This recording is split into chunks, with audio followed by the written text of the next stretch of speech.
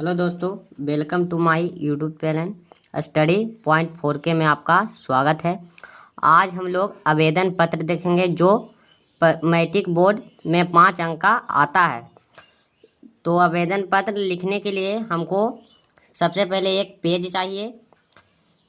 एक पेज के दोनों तरफ इस तरह का लाइन होना चाहिए, दोनों तरफ लाइन छोड़ेंगे। उसके बाद सबसे पहले क्वेश्चन दिया है कि प्रधानाध्यापक के पास परीक्षा शुल्क माफ़ करने के लिए आवेदन पत्र लिखें। हमको वो परीक्षा शुल्क माफ़ करवाना है, उसके लिए आवेदन पत्र हमको लिखना है। तो चलिए किस तरह से लिखाता है आवेदन पत्र, शुरू करते हैं। सबसे पहले हम चालू करेंगे सेवा में, जिनको पास लिखना उनको कहेंगे सेवा में श्रीमान प्रधानाध्यापक महोदय। हम प्रधानाध्यापक के पास लिख रहे हैं, इसलिए प्रधानाध्यापक महोदय। उसके बाद अपना स्कूल का नाम लिखना है। मेरा स्कूल का नाम है राजकीय उत्क्रमित मध्य विद्यालय रसलपुर। आपका जो भी स्कूल का नाम होगा वो लिखिएगा।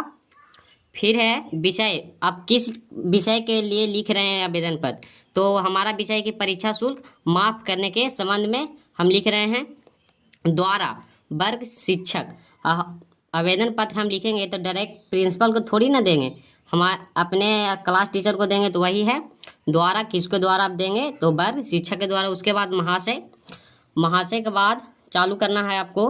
सबनीय निवेदन है कि मैं आपके विद्यालय में कक्षा 10वीं का छात्र हूँ। अब जौन से क्लास में है वो लिख देंगे। हम हैं 10वीं क्लास में, तो 10वीं। अब कौन से क्लास में है वो लिख देना है। उसके बाद है कि मेरे पिताजी मजदूर हैं।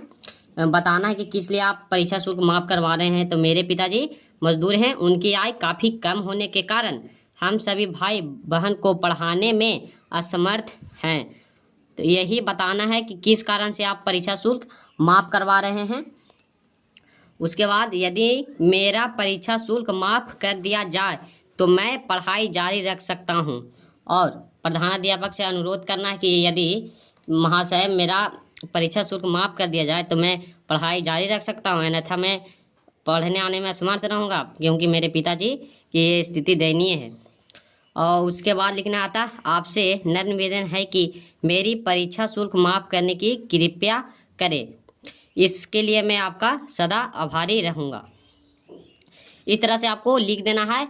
और इस लिखने के बाद अंत में आता है आपका आज्ञाकारी छात्र। आपका आज्ञाकारी छात्र, आप लड़की होंगी तो छात्रा, लड़का होगा तो छात्र।